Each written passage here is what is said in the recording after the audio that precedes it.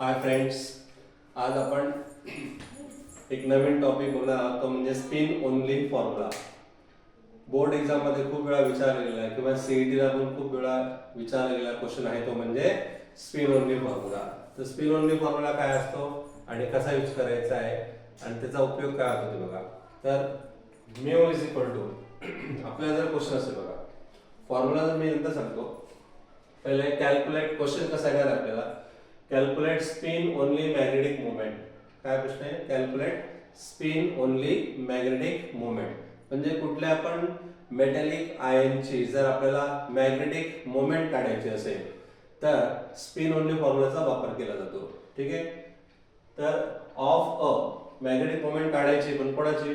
Of a डायव्हॅलेंट ion.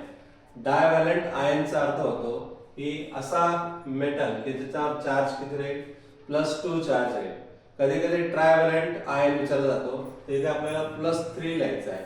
मोनोव्हॅलेंट असेल तर +1 किंवा टेट्राव्हॅलेंट असेल तर +4 असं लिहायचं आहे. तर आता हा जो ॲटम आहे हा कोण आहे? डायव्हॅलेंट आहे. म्हणजे ऑक्सिडेशन नंबर किती आहे त्याचा? 2 आहे. म्हणजे जो किती इलेक्ट्रॉन लॉस करेल? 2 इलेक्ट्रॉन. ठीक आहे. ऑफ ॲटॉमिक नंबर 25 म्हणजे असा एलिमेंट की ज्याचा ॲटॉमिक नंबर 25 आहे आणि त्याने त्याचा ॲक्सिडेशन नंबर किती असला पाहिजे? तर +2 असला पाहिजे. आता ॲटॉमिक नंबर 25 आपल्याला माहिती आहे कोण आहे? बोला. सेकंड पिरियड टेबल माहिती आहे, 3D सिरीज. ठीक आहे. Scandium, titanium, vanadium, chromium, manganese, iron, cobalt, nickel, zinc. ही आपली 3D सिरीज आहे. बरोबर आहे. आपण असं लक्षात ठेवतो, शॉर्ट ट्रिक माहिती ना, शक्ती, वक्रमन, फेको, निकुंजन. ठीक आहे. याच्यात हा बघा स्कँडियम 21 आहे, 22 टायटॅनियम, 23 व्हॅनेडियम, 24 क्रोमियम आणि 25 ला कोण आहे? Mn. म्हणजे आपल्याला क्वेश्चन कोणाबद्दल विचारलेला आहे? यस, Mn चा. आणि डायव्हॅलेंट आयन, मॅग्नेटचा डायव्हॅलेंट आयन म्हणजे कोण? Mn+2. Mn किती? +2. ओके. मग आन्सर मध्ये काय लिहायचं आपल्याला? पहिले स्टेप 1. स्टेप 1 मध्ये आपल्याला लिहायचंय Mn25. त्याचा ॲटॉमिक नंबर किती राहील मग? Yes, argon 18, 4s2, 3d5. बरोबर. सगळ्यांना माहिती आहे की कंडेन्स इलेक्ट्रॉनिक कॉन्फिगरेशन फॉर्म्युला आपण कसा यूज करतो? मॅग्नीज हा 3D सिरीजचा आहे. 3D सिरीज असेल म्हणजे 3d5. बरोबर. बघा, 3d1 हा 3d2 हा 3d3 हा 3d4 हा 3d5 असं 3d10 असतं. आणि हा 4th पिरियडचा एलिमेंट आहे म्हणून इथे 4s लक्षात ठेवा. ठीक आहे. म्हणजे 18, हे 2 20 आणि हे 5 किती? 25. ठीक आहे. इलेक्ट्रॉनिक कॉन्फिगरेशन काढायचं आहे. त्याच्यानंतर स्टेप 2 मध्ये आपल्याला काय करायचं आहे? स्टेप 2 मध्ये आपल्याला Mn+2 मला सांगा, spin only magnetic moment calculate करायचं आहे. पण कोणाचा? डायव्हॅलेंट आयन. इथे बघा, डायव्हॅलेंट आयन ऑफ ॲटॉमिक नंबर 25 म्हणजे Mn+2 ची मॅग्नेटिक मोमेंट विचारलेली आहे, ना की मॅग्नेटची. तर बरेचसे स्टुडंट ॲटॉमिक नंबर 25 बघतात आणि मॅग्नेटची ऑक्सिजन नंबर काढतात. आपल्याला Mn ची नाही काढायची, Mn+2 ची काढायची. ठीक आहे. ओके. मला सांगा, इथे 2 इलेक्ट्रॉन आपल्याला कमी करायचे, तर आपण कोणाचे कमी करणार? तर नेहमी 4s0. हे लक्षात ठेवा. 2 इलेक्ट्रॉन लॉस करायचे तर कुठले लॉस करायचे?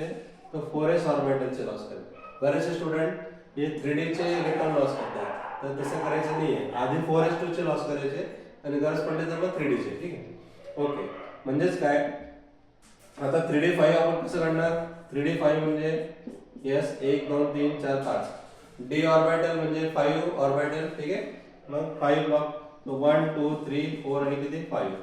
तर टोटल आपल्याला अनपेअर्ड इलेक्ट्रॉन किती मिळतात? 5. तर हे जे सिंगल इलेक्ट्रॉन आहेत त्यांना आपण अनपेअर्ड इलेक्ट्रॉन म्हणतो. ठीक आहे. स्टेप 3 मध्ये आपल्याला काय करायचं आहे? Yes, number of unpaired electron. Number of unpaired electron n is equal to किती? 5. हा n आपल्याला काय कॅल्क्युलेट करायचं आहे? स्मॉल n कॅल्क्युलेट करायचं. ठीक आहे. बघा, मी ते परत देतो व्यवस्थित. ठीक आहे. n ची व्हॅल्यू किती आली? 5. त्याच्यानंतर स्टेप 4 मध्ये आपल्याला यूज करायचं आहे spin only formula. Spin only formula. ठीक आहे. सीईटी मध्ये आपल्याला शॉर्ट ट्रिक करायचं असतं, त्या ट्रिक पण मी सांगेल. आता स्पिन ओनली फॉर्म्युला काय त्याचा? μ = yes, √n × n+2. Okay. Under root n into n plus 2 म्हणजे काय? हा n म्हणजे नंबर ऑफ कॉन्फिगरेटेड इलेक्ट्रॉन किती 5 आणि म्यू म्हणजे मॅग्नेटिक डायपोल मोमेंट. ठीक आहे. आता आपण इथे व्हॅल्यू जर टाकली आपण तर mu is equal to under root किती टाकला आपण 5 आणि इथे 5 प्लस 2. ठीक आहे. तर इथे किती येणार आहे 5 इंटू किती 7. So mu is equal to under root किती येणार आहे 35 आणि त्याची व्हॅल्यू येते बघा अंडर रूट 35 कसं काय आलंय 5 5 2 7 7 आता बसते. ठीक आहे. 7 5 चा 35 36 चा स्क्वेअर रूट किती आहे 6 आहे. तर 35 चे किती येईल तर अप्रॉक्सिमेट 6 म्हणजे 5.92 किती येणार आहे 5.92 बीएम. तर 5.92 बीएम चा अर्थ होतो बोहर मॅग्नेटॉन. हे त्याचा युनिट आहे मॅग्नेटिक डायपोल मोमेंट कॅल्क्युलेट करायचं. तर अशा प्रकारे आपण ओनली 4 स्टेप मध्ये ओनली 4 स्टेप मध्ये आपण काय करणार आहोत तर मॅग्नेटिक डायपोल मोमेंट कॅल्क्युलेट करणार आहोत. कोणाची तर डायव्हॅलंट ॲटम विथ ॲटॉमिक नंबर किती 25. हाच क्वेश्चन जर तुम्हाला डायव्हॅलंट विचारलेला असेल आयन विथ ॲटॉमिक नंबर किती 27. ठीक आहे. ॲटॉमिक नंबर किती 27. तर मला सांगा आन्सर कसं राहील तर 27 साठी कोण आहे 25 26 27 कोण आहे कोबाल्ट आणि कोबाल्टचा डायव्हॅलंट आयन म्हणजे किती राहील कोबाल्ट प्लस 2. बरोबर आहे. तर कोबाल्ट प्लस 2 चा कसं कॅल्क्युलेट करणार ते तुम्ही मला कमेंट मध्ये सांगायचं आहे. त्याचा आन्सर किती येते ते. ठीक आहे. माझ्याकडून मी ट्रिक काय देणार आहे कोबाल्ट किती आहे 3d5 च्या जागी 3d7 करा 4s2 2 लॉस करायचे तर 4s0 3d7 करा.